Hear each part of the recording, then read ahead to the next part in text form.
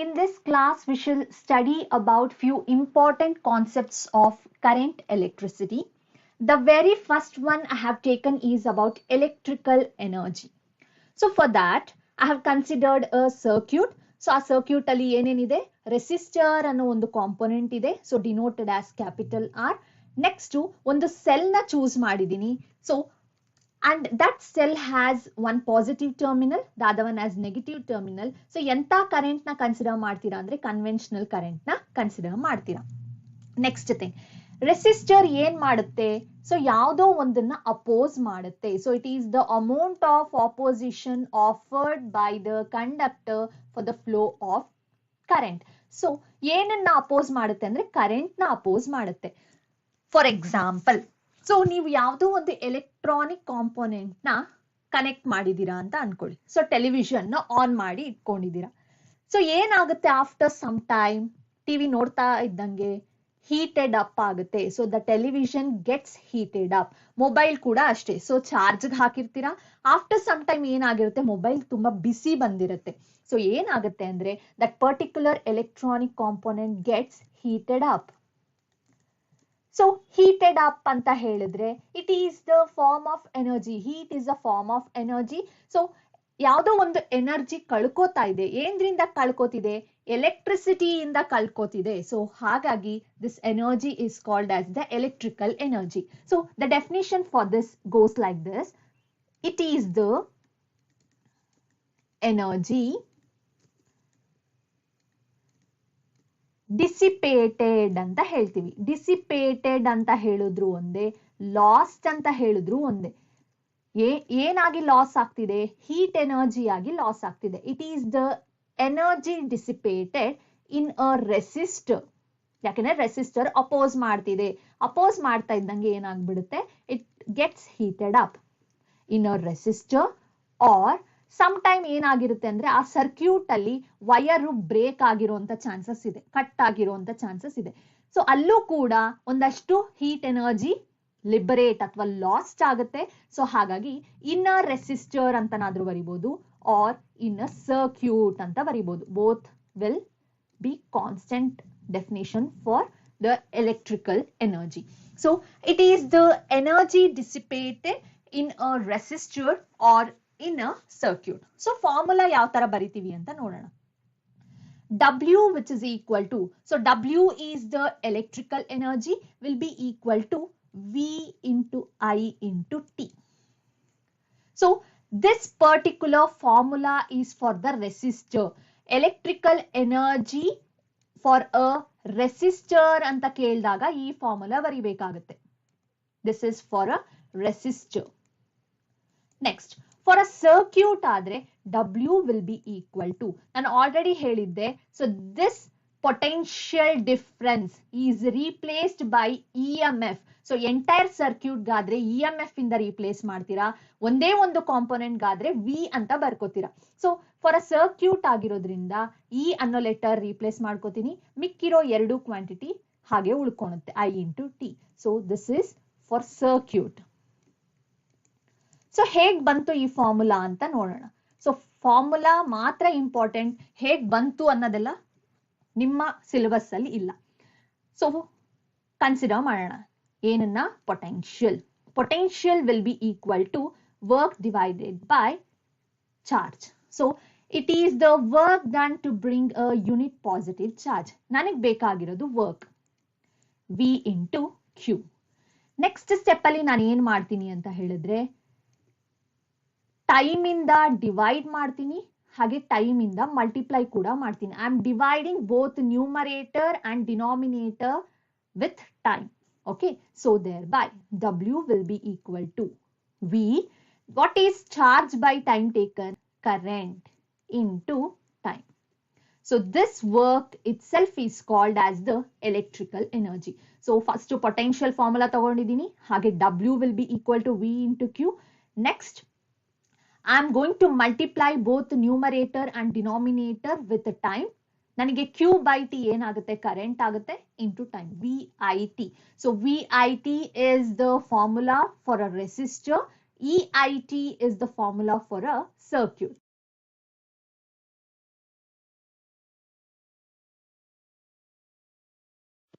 Next concept is about electrical power. So already ನೀವು first year ಅಲ್ಲಿ power ಬಗ್ಗೆ ಗೊತ್ತು. So power is nothing but it is the ratio of work to the time taken. The same way ಇಲ್ಲೂ ಕೂಡ ನನಗೆ previous ಅಲ್ಲಿ ಬಂದಿರೋದನ್ನ ನಾವು electrical energy ಅಂತ ಹೇಳ್ತೀವಿ. W was the electrical energy. ಆ ಎಲೆಕ್ಟ್ರಿಕಲ್ ಎನರ್ಜಿಗೆ ಟೈಮ್ ಇಂದ ಡಿವೈಡ್ ಮಾಡಿದ ತಕ್ಷಣ we will get the electrical power. So first definition ಬರ್ಕೋತೀನಿ. It is the electrical energy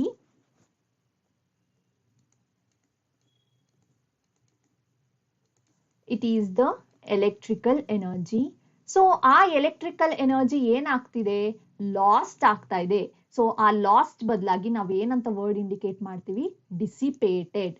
it is the electrical energy dissipated per second. Per second in the sense per unit time ಅಂತ ಅರ್ಥ. Per second.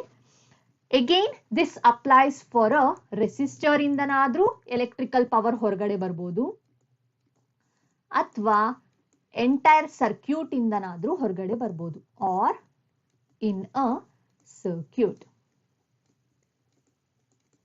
So it is the electrical energy dissipated. Dissipated ಅನ್ನೋ word ಏನಕ್ಕೆ use ಮಾಡ್ತಾ ಇದೀವಿ ಅಂದ್ರೆ ಹೊರಗಡೆ ಹೋಗ್ತಿದೆ, last ಆಗ್ತಾ ಇದೆ. ಸೊ ಹಾಗಾಗಿ ಡಿಸಿಪೇಟೆಡ್ ಅಂತ ವರ್ಡ್ ಯೂಸ್ ಮಾಡ್ತಾ ಇದೀವಿ. Power itself is work by time taken. So ಇಲ್ಲಿ ವರ್ಕ್ ಅಂದ್ರೆ ಯಾವುದು, electrical energy per time. Time is nothing but here second. So ಆ ಎಲೆಕ್ಟ್ರಿಕಲ್ ಪವರ್ ಏನೇದ್ರಿಂದ ಹೊರಗಡೆ ಬರ್ಬೋದು, either through the resistor or in a circuit. So previous formula ನೋಡ್ಕೊಳ್ಳೋಣ. Previous formula ನನಗೇನ್ ಬಂದಿತ್ತು, VIT in the place of W place ಅಲ್ಲಿ VIT ಬಂದಿತ್ತು, divided by T get cancelled, so P will be equal to V into I. So ಇದು ಏನಕ್ಕಾಯ್ತು formula, for a resistor. So this is the electrical power for a resistor. Next, ಅದೇ ತರ the second formula W place ಅಲ್ಲಿ ನನಗೆ ಏನ್ ಬಂದಿತ್ತು, E into I into T. So ಅದಕ್ಕೆ ನಾನು ಏನ್ರಿಂದ ಡಿವೈಡ್ ಮಾಡಬೇಕು, ಟೈಮ್ ಇಂದ ಡಿವೈಡ್ ಮಾಡಬೇಕು. T will get cancelled. P will be equal to E into I. So this is the formula for a circuit. Circuit ಗಾದ್ರೆ ನಾವು ಈ formula ಬರ್ಕೋತೀವಿ. P which is equal to V into I and P which is equal to E into I. So ಈ ಒಂದು particular formula that is P which is equal to V into I ನ ಸ್ವಲ್ಪ alter ಮಾಡಿ ಕೂಡ ಬೇರೆ ಬೇರೆ ರೀತಿಯಾದ formulas ಬರ್ಕೋಬಹುದು. ಹೇಗೆ ಅಂತ ನೋಡೋಣ. So from the Ohm's law, V which is equal to I into R. So this is from Ohm's law. So ಇವಾಗ ನಾನು V ನ ಎಲಿಮಿನೇಟ್ ಮಾಡಬೇಕು. ಯಾವ ಈಕ್ವೇಶನ್ ಇಂದ, ಫಸ್ಟ್ ಈಕ್ವೇಶನ್ ಇಂದ V ನ ನಾನು ಎಲಿಮಿನೇಟ್ ಮಾಡಬೇಕು ಅಂದ್ರೆ V ಪ್ಲೇಸ್ ಅಲ್ಲಿ ನಾನು ಏನಂತ ಬರ್ಕೋಬಹುದು, I into R ಅಂತ ಬರ್ಕೋಬಹುದು. So I into R into I ಇದೆ. So P will be equal to I square R. So this is one such formula for electrical power. So first format ಅಲ್ಲಾದ್ರೂ ಬರ್ಕೋಬಹುದು, second format ಅಲ್ಲಾದ್ರೂ ಬರ್ಕೋಬಹುದು. Again ನಾನು Ohm's law ನ ಸ್ವಲ್ಪ alter ಮಾಡ್ಕೋತೀನಿ. ಯಾವ ರೀತಿ ಅಂದ್ರೆ I will be equal to what, V divided by R. The very first equation ಅಲ್ಲಿ ಮತ್ತೆ ನಾನು I ಪ್ಲೇಸ್ ಅಲ್ಲಿ ಏನಂತ ಸಬ್ಸ್ಟಿಟ್ಯೂಟ್ ಮಾಡ್ತೀನಿ ಅಂದ್ರೆ V by R ಅಂತ ಸಬ್ಸ್ಟಿಟ್ಯೂಟ್ ಮಾಡ್ತೀನಿ. So in the place of I have substituted as V by R multiplied by ಏನಿದೆ, V ಇದೆ. So in the place of I have substituted V by R into V. So P will be equal to V into V square divided by R. So three formats ಅಲ್ಲಿ ಯಾವ್ದು ಬೇಕಾದ್ರೂ use ಮಾಡ್ಕೋಬಹುದು. P will be equal to V into I, P will be equal to I square into R, P will be equal to V square divided by R.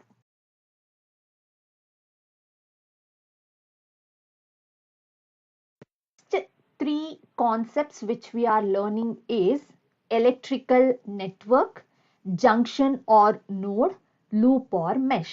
So the very first one, electrical network. So ಇಲ್ಲಿ ಒಂದು example ನ consider ಮಾಡಿದೀನಿ. ಏನಂತ ಹೇಳಿದ್ರೆ, ಒಂದು ಸೆಲ್ಗೆ ನಾವು E ಅನ್ನೋ letter ಇಂದ ಡಿನೋಟ್ ಮಾಡ್ತೀವಿ. Why, because it is source of EMF. ಹಾಗೆ ಒಂದು ರೆಸಿಸ್ಟರ್ ಕಾಂಪೋನೆಂಟ್ ನ ಚೂಸ್ ಮಾಡಿದೀನಿ. ಸೊ ಇದನ್ನ ನಾವು ಎಲೆಕ್ಟ್ರಿಕಲ್ ನೆಟ್ವರ್ಕ್ ಅಂತ ಹೇಳ್ತೀವಿ. ಇಲ್ಲಿ ಯೂಸ್ ಮಾಡಿರುವಂತ ಸೆಲ್ ಇರ್ಬೋದು ಅಥವಾ ರೆಸಿಸ್ಟರ್ ಇರ್ಬೋದು, ಇದನ್ನ ನಾವು ಸರ್ಕ್ಯೂಟ್ ಎಲಿಮೆಂಟ್ಸ್ ಅಂತ ಹೇಳ್ತೀವಿ. So we call them as what? Circuit elements.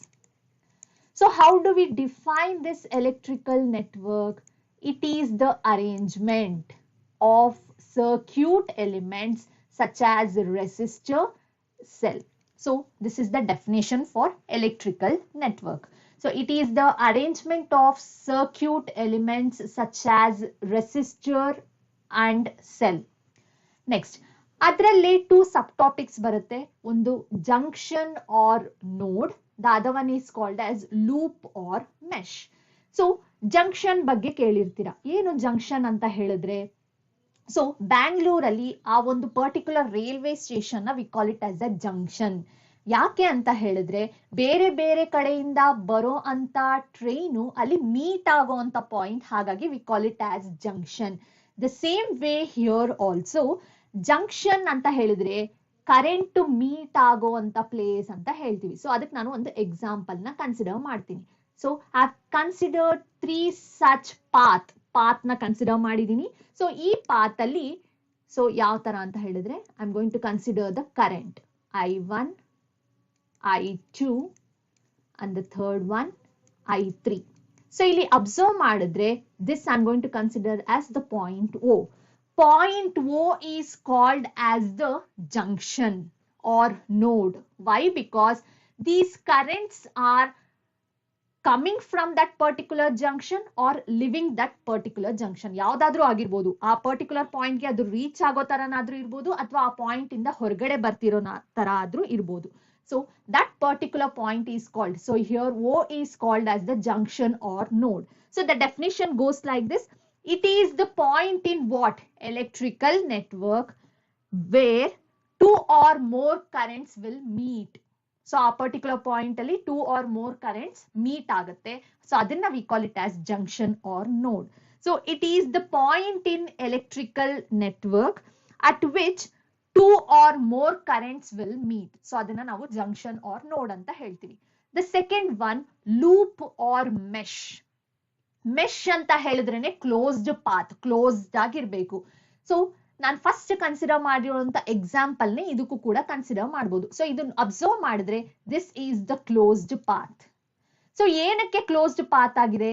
Current flow ಆಗೋದಕ್ಕೆ ಇದು ಕ್ಲೋಸ್ಡ್ ಪಾತ್ ಆಗಿದೆ. So loop or mesh, it is the closed path for the flow of current in the electrical network. So loop or mesh ಅಂತ ಹೇಳಿದ್ರೆ closed path ಆಗಿರಬೇಕು. ಏನಕ್ಕೆ ಅಂದ್ರೆ for the flow of current. And this loop or mesh belongs to what? Electrical network. So and the next 2 concepts are about rules.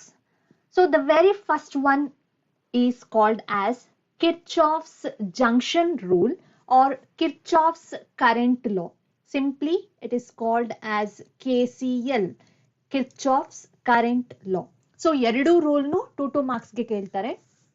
So the very first statement is the sum of the currents entering the junction is equal to the sum of the currents leaving the junction. So already name alle ಹೇಳ್ತಿದೆ junction ಗೆ ನೀವು apply ಮಾಡಬೇಕು ಅಂತ. So ನಾನು 2 examples ನ ತೋರಿಸ್ಕೊಡ್ತೀನಿ. So let O be the junction point. So ನಾನು 3 currents ನ choose ಮಾಡ್ತಾ ಇದ್ದೀನಿ. I1, the other one I2 and I3. So statement ಪ್ರಕಾರ O is the junction. ಆ junction point ಗೆ ಏನನ್ನ ಕನ್ಸಿಡರ್ ಮಾಡ್ತಿದ್ದೀರಾ? Currents leaving the junction should be equal to the sum of the currents entering the junction. Okay.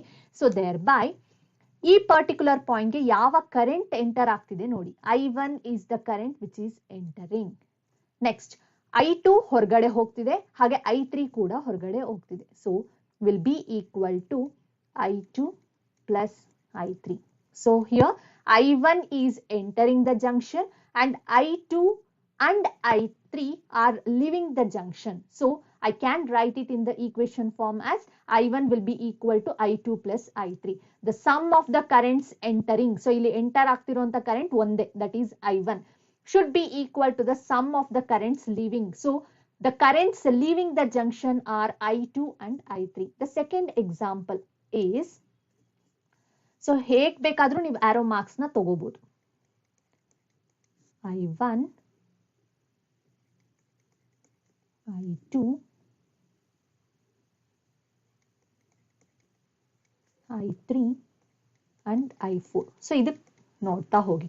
So O is the junction point. So here I1 is leaving the junction. ಹಾಗೆ I2 ಕೂಡ O point ಇಂದ ಹೊರಗಡೆ ಹೋಗ್ತಿದೆ. So I1 plus I3 will be equal to I2 is entering, ಆ point ಗೆ enter ಆಗ್ತಾ ಇದೆ. I4 ಕೂಡ ಆ ಪರ್ಟಿಕ್ಯುಲರ್ ಪಾಯಿಂಟ್ ಗೆ, ಯಾವ ಪರ್ಟಿಕ್ಯುಲರ್ ಪಾಯಿಂಟ್ ಗೆ, O ಅನ್ನೋ ಪಾಯಿಂಟ್ ಗೆ ಎಂಟರ್ ಆಗ್ತಿದೆ. So I2 plus I4. So here the currents leaving, ಯಾವುದು I1 and I3 are leaving the junction, whereas I2 and I4 are entering the junction. So the sum of the currents entering the junction will be equal to the sum of the currents leaving the junction. So this is important law.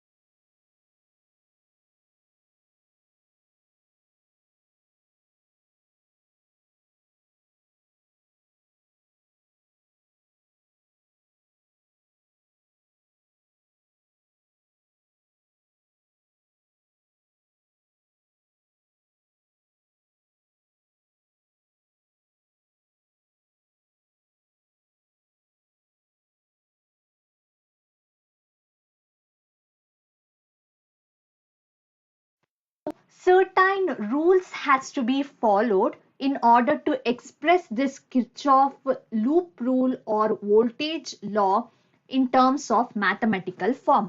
So ಆ rules ಬಗ್ಗೆ ಹೋಗೋದಕ್ಕೂ ಮುಂಚೆ ನಾನು ಒಂದು loop ನ consider ಮಾಡಿದೀನಿ. Loop ಅಂತ ಹೇಳಿದ ತಕ್ಷಣ ಕ್ಲೋಸ್ಡ್ ಪಾತ್ ಇರಬೇಕು. ಏನಕ್ಕೆ ಕ್ಲೋಸ್ಡ್ ಪಾತ್ ಅಂತ ಹೇಳಿದ್ರೆ for the flow of current. So ಆ ರೂಲ್ಸ್ ಗೆ ಹೋಗೋದಕ್ಕೂ ಮುಂಚೆ ಕರೆಂಟ್ ಡೈರೆಕ್ಷನ್ ನ ಡಿನೋಟ್ ಮಾಡ್ಕೊಳ್ಳೋಣ. ಸೊ ನಾನು ಚೂಸ್ ಮಾಡಿರೋಂತ ಫಸ್ಟ್ ಲೈನ್ ಅಲ್ಲಿ ನೆಗೆಟಿವ್ ಟರ್ಮಿನಲ್ ಇದೆ. ಸೊ ನೆಗೆಟಿವ್ ಟರ್ಮಿನಲ್ ಇದ್ದಾಗ ಕರೆಂಟ್ ಅಲ್ಲಿಗೆ ಹೋಗಿ ರಿಸೀವ್ ಆಗುತ್ತೆ. So I1. ನೆಕ್ಸ್ಟ್ ಲೈನ್ ಗೆ ಬನ್ನಿ. ಪಾಸಿಟಿವ್ ಟರ್ಮಿನಲ್ ಇದೆ. ಸೊ ಪಾಸಿಟಿವ್ ಟರ್ಮಿನಲ್ ಇದ್ದಾಗ current will come outside. That is called as the conventional current. So ಆ ರೂಲ್ಸ್ ಗೆ ಹೋಗೋದಕ್ಕೂ ಮುಂಚೆ the very first important condition is direction of observation choose ಮಾಡ್ಬೇಕು. ಅಂದ್ರೆ ನಾನು ಯಾವ ಡೈರೆಕ್ಷನ್ ನಲ್ಲಿ ಸ್ಟಾರ್ಟ್ ಮಾಡ್ತೀನಿ ಅಂತ ಹೇಳಿ. So have chosen this direction. Okay, so ಹೀಗಾದ್ರೂ ಚೂಸ್ ಮಾಡ್ಬೋದು ಅಥವಾ ಬೇರೆ ಕಡೆಯಿಂದನಾದ್ರೂ ಸ್ಟಾರ್ಟ್ ಮಾಡ್ಕೋಬಹುದು. So have chosen this as the direction of observation. The very first rule ಏನ್ ಹೇಳುತ್ತೆ ಅಂದ್ರೆ the direction of currents are arbitrary. Arbitrary ಅಂತ ಹೇಳಿದ್ರೆ it depends on the diagram I have chosen. Cell ಮೇಲೆ ಡಿಪೆಂಡ್ ಆಗುತ್ತೆ. ಸೆಲ್ಗೆ ನಾನು ಈ ಟರ್ಮಿನಲ್ಸ್ ನ ಇಂಟರ್ಚೇಂಜ್ ಮಾಡಿದ್ರೆ ಕರೆಂಟ್ ಡೈರೆಕ್ಷನ್ ಕೂಡ ಚೇಂಜ್ ಆಗುತ್ತೆ. So hence direction of currents are arbitrary. It depends on the EMF ಅಥವಾ it depends on the cell ಮೇಲೆ ಡಿಪೆಂಡ್ ಆಗುತ್ತೆ. The very first rule. Second ರೂಲ್ಗೆ ಹೋಗೋದಕ್ಕೂ ಮುಂಚೆ what does this Kirchhoff's voltage law tells? The sum of products of current and resistance should be equal to sum of the EMFs ಅಂತ ಹೇಳುತ್ತೆ. So ಇಲ್ಲಿ two rules ಆಗಿ divide ಆಗುತ್ತೆ. ಹೇಗೆ ಅಂದ್ರೆ product of current and resistance ಎಂತ sign ನ ಪಡ್ಕೊಳ್ಳುತ್ತೆ, either it will get positive or negative. So ಇದು ಟೂ ರೂಲ್ಸ್ ಆಗಿ ಡಿವೈಡ್ ಆಗುತ್ತೆ. Positive IR, negative IR. The same way EMF ಗೂ ಕೂಡ ನೆಗೆಟಿವ್ ಆರ್ ಪಾಸಿಟಿವ್ ಯಾವ್ದಾದ್ರೂ ಸೈನ್ ತಗೋಬಹುದು. ಅಗೇನ್ ಟೂ ರೂಲ್ಸ್ ಆಗಿ ಡಿವೈಡ್ ಆಗುತ್ತೆ, positive EMF and negative EMF. So the second and third ರೂಲ್ಗೆ ನೋಡೋಣ ಒಟ್ಟಿಗೆ. ಇವಾಗ the product of current and resistance ಬರ್ಕೊಂಡ್ಬಿಡ್ಬೇಕು. So ಇಲ್ಲಿ ಫಸ್ಟ್ ಲೈನ್ ಅಲ್ಲಿ I1 R1 ಅಂತ ಬರ್ಕೋತೀನಿ. ಸೊ ಇದಕ್ಕೆ ಏನೋ ಒಂದು ಸೈನ್ ಬರುತ್ತೆ, ನೆಗೆಟಿವ್ ಆದ್ರೂ ಬರ್ಬೋದು, ಪಾಸಿಟಿವ್ ಆದ್ರೂ ಬರ್ಬೋದು. Next I2 R2. ಇದಕ್ಕೂ ಅಷ್ಟೇ, it can get either positive or negative. Should be equal to EMFs. E1. This E1 can get either positive sign or negative sign depending on the rule, and E2 will also get the positive or negative sign. ಏನೇನ್ sign ಬರುತ್ತೆ ಅಂತ ನೋಡೋಣ. The IR factor will be positive. ಯಾವಾಗ ಅಂತ ಹೇಳಿದ್ರೆ ನಾನು choose ಮಾಡಿರೋಂಥ direction of observation ಹಾಗೆ ಕರೆಂಟ್ ಡೈರೆಕ್ಷನ್ ಒಂದೇ ತರ ಇದ್ದಾಗ the IR will get positive sign.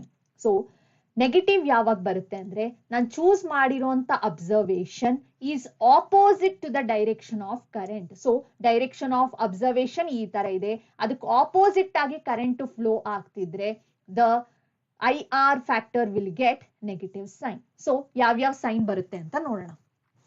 I ಈ ಡೈರೆಕ್ಷನ್ ಅಲ್ಲಿ ಇದೆ.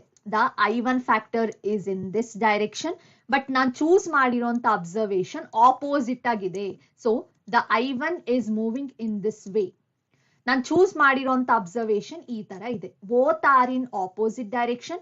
Both are in opposite direction ಇದ್ದಾಗ the IR factor will get which sign? Negative sign. So it will get a negative sign. Next thing. Next line ge barana. I2 R2. So I2 R2 bandaga direction of observation ee tara ide. So it will go like this. This particular arrow mark will go like this. The I2 is in the opposite direction. It is in this way. So both are in the opposite direction. So opposite direction iddaga enta sign barutte? IR will get negative sign. Okay. So these rules are finished now. So IR will get positive if the direction of observation is in the direction of current. Current ಯಾವ direction ಅಲ್ಲಿ ಇದೆ ಅದೇ direction ಅಲ್ಲೇ ನಾವು ಕೂಡ ಹೋಗ್ತಾ ಇದ್ರೆ observe ಮಾಡ್ಕೊಂಡು ಅವಾಗ ಪಾಸಿಟಿವ್ ಬರುತ್ತೆ. ಅಥವಾ ನಾನು ಅಬ್ಸರ್ವ್ ಮಾಡ್ತಿರೋಂಥ ಡೈರೆಕ್ಷನ್ನೇ ಬೇರೆ, ಕರೆಂಟ್ ಡೈರೆಕ್ಷನ್ನೇ ಬೇರೆ ಅಂತ ಹೇಳಿದಾಗ IR will get negative sign. Next RHS ಪಾರ್ಟ್ಗೆ ಬರೋಣ. RHS ಪಾರ್ಟ್ ಅಲ್ಲಿ ಏನ್ ಹೇಳ್ತಿದೆ ಅಂದ್ರೆ ದ EMF ಈಸ್ ಪಾಸಿಟಿವ್ ಯಾವಾಗ ಅಂತ ಹೇಳಿದ್ರೆ if the direction of observation is from the negative terminal to the positive terminal ಅಂತ ಹೇಳ್ತಿದೆ. ಸೊ ನೆಗೆಟಿವ್ ಟರ್ಮಿನಲ್ ಇಂದ ಪಾಸಿಟಿವ್ ಟರ್ಮಿನಲ್ ಗಿದ್ದಾಗ ನಮ್ಮ ಅಬ್ಸರ್ವೇಷನ್ ಡೈರೆಕ್ಷನ್ ಕಡೆ ಅವಾಗ EMF will get positive sign. If direction of observation is from positive terminal to the negative terminal, EMF will get negative sign. So ಹೇಗೆ ಅನ್ನೋದನ್ನ ನೋಡೋಣ. ಸೊ ನಾನು choose ಮಾಡಿರುವಂತ ಅಬ್ಸರ್ವೇಷನ್ ಈ ತರ ಇದೆ. ಆ ಡೈರೆಕ್ಷನ್ ಅಲ್ಲಿ ಹೋಗ್ಬೇಕಾದ್ರೆ so when I moving in this particular direction EMF ಎಲ್ಲಿಂದ ಎಲ್ಲಿಗೆ ಟರ್ಮಿನಲ್ಸ್ ಎಲ್ಲಿಂದ ಎಲ್ಲಿಗೆ ಮೂವ್ ಆಗ್ತಿದೆ ಅಂತ ನೋಡಿ. So it is moving from positive terminal to negative terminal in the direction of observation.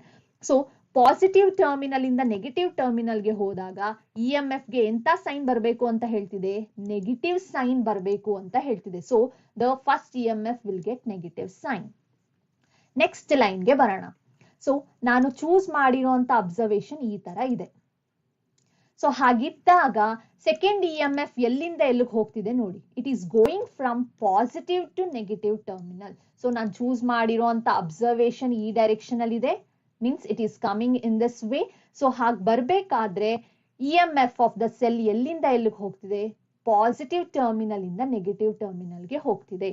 So if it is moving from positive terminal to the negative terminal, the EMF will get which sign?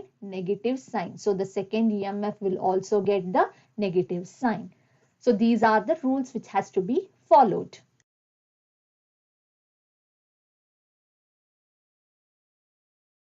Taken another example for this. So this is the loop or mesh. So positive terminal ಇಂದ current ಹೊರಗಡೆ ಬರಬೇಕು. So ನಾನು indicate ಮಾಡ್ಕೊಂಡಿದ್ದೀನಿ. ಹಾಗೆ ಒಂದು direction of observation ತಗೊಂಡಿದ್ದೀನಿ. So rules ಪ್ರಕಾರ ಬರೋಣ. ನಾನು first equation ಬರ್ಕೊಂಡ್ಬಿಡ್ತೀನಿ. I1 R1. So ಹಾಗೆ ಇಲ್ಲಿ ಯಾವುದೋ ಒಂದು ಸೈನ್ ಬರಬೇಕು. I2 R2 should be equal to E1 and E2. So ಮಧ್ಯ ಏನೇನ್ ಸೈನ್ ಬರುತ್ತೆ ಅಂತ ಹೇಳಿ ನೋಡ್ತಾ ಹೋಗೋಣ. ಸೊ ನಾನು ಡೈರೆಕ್ಷನ್ ಆಫ್ ಅಬ್ಸರ್ವೇಷನ್ ಈ ತರ ತಗೊಂಡಿದ್ದೀನಿ. ಕರೆಂಟ್ ಕೂಡ ಅದೇ ಡೈರೆಕ್ಷನ್ ಅಲ್ಲಿ ಹೋಗ್ತಿದೆ. ಸೊ ಕರೆಂಟ್ ಡೈರೆಕ್ಷನ್ ಹಾಗೆ ಡೈರೆಕ್ಷನ್ ಆಫ್ ಅಬ್ಸರ್ವೇಷನ್ ಒಂದೇ ಡೈರೆಕ್ಷನ್ ಅಲ್ಲಿ ಇದ್ದಾಗ the I into R will get positive sign. If direction of observation is in the direction of current, IR will get positive sign. So the I1 R1 will get positive sign. Next ನೋಡೋಣ. So the direction of observation ಈ ತರ ಇದೆ. So second line ಅಲ್ಲಿ observe ಮಾಡಿದ್ರೆ current ಈ direction ಅಲ್ಲಿ flow ಆಗ್ತಿದೆ, but ನನ್ನ direction of observation opposite direction ಅಲ್ಲಿ ಇದೆ. So if the direction of observation is opposite to the direction of current, ನಾನು ತಗೊಂಡಿರುವಂತ ಅಬ್ಸರ್ವೇಷನ್ ಡೈರೆಕ್ಷನ್ ಕರೆಂಟ್ ಬೇರೆ ಬೇರೆ ಡೈರೆಕ್ಷನ್ ಅಲ್ಲಿ ಇರೋದ್ರಿಂದ the second factor will get negative sign. I2 R2 will get negative sign. Will be equal to EMFs ಗೆ ಬರೋಣ. So ತಗೊಂಡಿರೋ ಅಂತ ಅಬ್ಸರ್ವೇಷನ್ ಪಾಯಿಂಟ್ ಈ ತರ ಇದೆ. ಸೊ ಆ ಡೈರೆಕ್ಷನ್ ಅಲ್ಲಿ ಹೆಂಗ್ ಹೋಗ್ತಿದೆ ಇ ಎಂ ಎಫ್? ನೆಗೆಟಿವ್ ಇಂದ ಪಾಸಿಟಿವ್ ಗೆ ಹೋಗ್ತಿದೆ. ನೆಗೆಟಿವ್ ಇಂದ ಪಾಸಿಟಿವ್ ಟರ್ಮಿನಲ್ ಗೆ ಇ ಎಂ ಎಫ್ ಹೋಗ್ತಾ ಇದ್ರೆ, so if the direction of observation is from negative terminal to the positive terminal, the EMF will get which sign? Positive sign. So direction of observation ಈ ತರ ಇದೆ. ಆ direction ಅಲ್ಲಿ ಹೆಂಗ್ ಹೋಗ್ತಿದೆ E M F? It is from negative to positive. So the first EMF will get positive sign. Second EMF ಗೆ ಬರೋಣ. Direction of observation ಈ ತರ ಇದೆ. The EMF is going from positive to negative terminal. So if the direction of observation is from positive terminal to the negative terminal, EMF will get which sign? Negative sign. So direction of observation ಈ ತರ ಇದೆ, but EMF ಹೋಗ್ತಿರೋದು positive ಇಂದ negative ಗೆ ಹೋಗ್ತಿದೆ. So positive ಇಂದ negative ಗೆ ಹೋಗ್ತಿದ್ರೆ the EMF will get negative sign.